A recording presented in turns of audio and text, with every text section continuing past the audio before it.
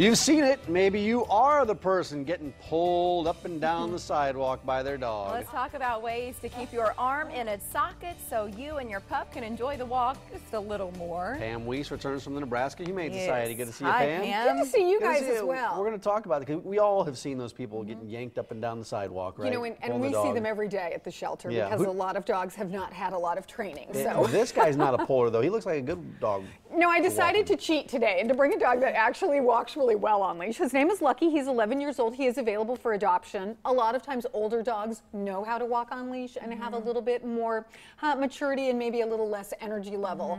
So, but Lucky has plenty of energy and he can pull a little bit if he's headed for someplace that he really wants to go following his nose.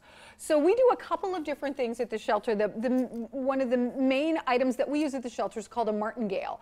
And this guy, basically, it goes around the collar and then it tightens up slightly, but it stops at one point. So it'll tighten up, and I don't know if we can see that, but here, let me show you. Yeah, if you slide your hand through it, Pam, so we get a little contrast Absolutely. where the opening is, perfect. So it tightens up through there and will provide some pressure, but it won't choke him too much. It's not like a choke chain that just continues to choke and choke. So it has a little bit of give.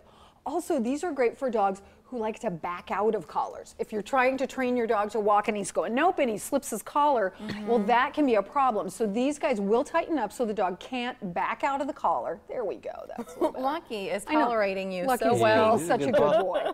So we use these at the shelter a lot because they do provide some control without choking the dog, and nobody can back out of these bad boys. So we have that piece, but Lucky's also modeling something, though typically you wouldn't have these two things together. You wouldn't put both of them on at the same time. You could if you wanted to. Really? Some people put this, and what you would do if you're going to walk him is you would just simply switch to the Easy Walk. The Easy Walk is a great harness for people to use. It's a tool that you can use to keep them from stop pulling. What you really want to do is teach him to walk nicely on a leash. Some dogs need a little bit of help, others need a lot. So this would be the little bit of help that you can use. And the leash attaches in the front. It's a real easy model to get on because what happens is you can see the top is purple, the bottom is the off color. So this part over here is black. That goes behind the legs. And that always goes underneath his legs, and then the top is the purple with the loop on the chest. Hey, let me ask you, we have a harness at home, but that loop is between the shoulder blades. So why would you want something where it attaches in the front compared to on the back? That'll give you steering capability. As he walks, if he starts to pull and pull and pull, it'll turn him all the way around. It'll turn him back toward you. And then you can work on that with training. You turn him back toward you and he's like, well, I want to go this way. And he'll stop. You can sit him, you can treat him, then you can start again. He'll go and he'll gradually realize that as I'm walking forward, I can't get too far or it'll pull me back. So I need to adjust my pace. Your harness, actually, Mary, the one that attaches back here, was meant to actually help dogs pull.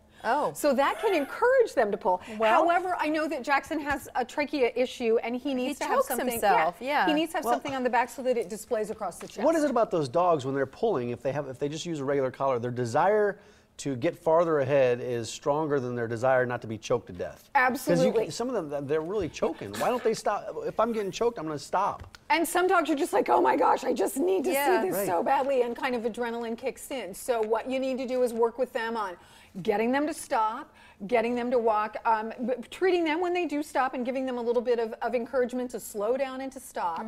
And classes are really good for that in terms of learning how to leash walk. And then these are great tools to give you a little bit more control. Well, you brought in one other item that I know you wanted to explain.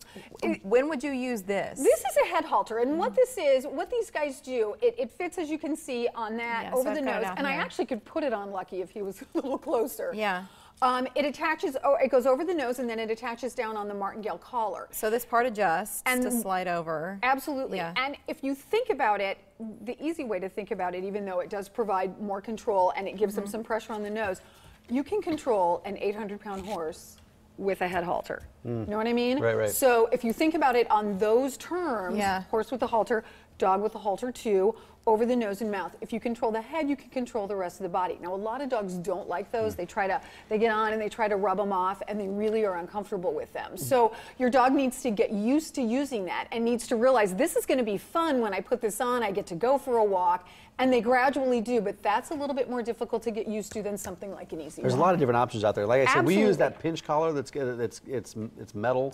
It's like a chain collar, and it kind of digs in when they put some pressure on.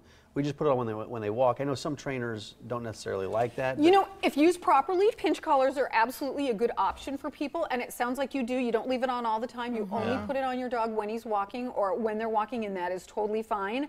Some dogs are more sensitive, so just that little bit of pressure is enough for them, and they're like, okay, I need to slow down. Yeah, that's all it takes with our dog. And so it depends, and you need to kind of get a look at what your dog is comfortable with, and then also if you're coming to like the shelter, our folks in our retail store can help fit to make sure all of these things need to be fitted, and they need to be used appropriately. No jerking when these are on, because you can really do some damage to a dog. The Humane Society near 90th and Fort. Online, it's nehumanesociety.org. Adoptions open up at noon, but you can go, let's say at 11:30, and fill out applications and then sit and stare at volunteers for 30 minutes, which is what we did.